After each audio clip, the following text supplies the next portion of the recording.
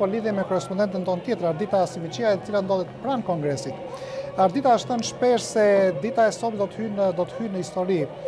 Dhe ata që i kanë përjetuar inaugurimet e mëparshme në Washington thonë se entuziazmi që po shihet këtë ditë është parë rrallë ose si asnjëherë më parë.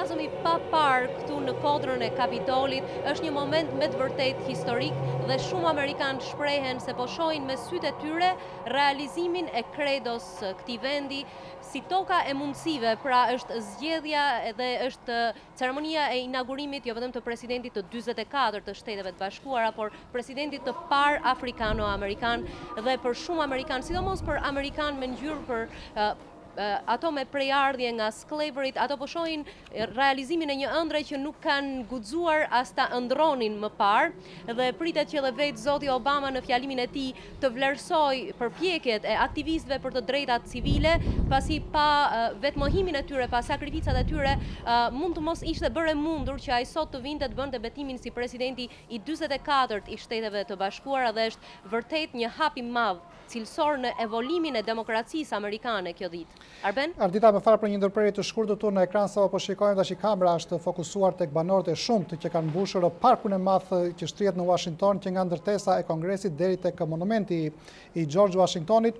Një njoftim interesant ishte dje në shkrimet e gazetave, të cilët po përpiqen të analizojnë se sa njerëz do të arrijnë të hyjnë në park ose të ndjekin ceremoninë këtë ditë dhe një shënim interesant thoshte që në qoftë se njerëzit do të arrijnë të ringjeshur me njëri tjetrin, shpatull për shpatull me njëri tjetrin, sheshi mund të mbajë mbi 2 milion, gati 2 milionë e gjysmë banor, por sipërfaqja për çdo banor që do të rrijë aty do të jetë jo më e madhe se sa sipërfaqja e faqes së parë të një gazete. Ndërsa që sheshi të mbajë 1.7 milion banor, duhet që çdo personi të ketë pak mundësi për të lëvizur dhe të zënë një sipërfaqe sa një gazete hapur.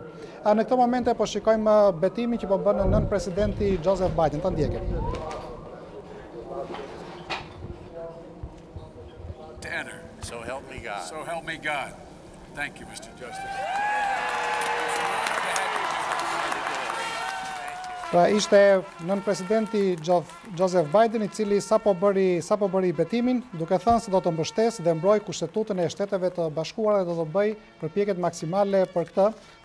Do të mbështesë Kushtetutën kundër çdo lloji armiku të brendshëm dhe të jashtëm dhe do ta zbatojë, do të qëndrojë besnik Kushtetutës së Amerikës. Rikthehemi përsëri tek kolegja Ardita Simiqia, e cila ndodhet pranë Kongresit. Ardita, shpesh fjalimet që mbajnë presidentët në ditën e inaugurimit janë fjalime që hyjnë në histori dhe të analizohen vit pas viti nga historianët dhe analistët.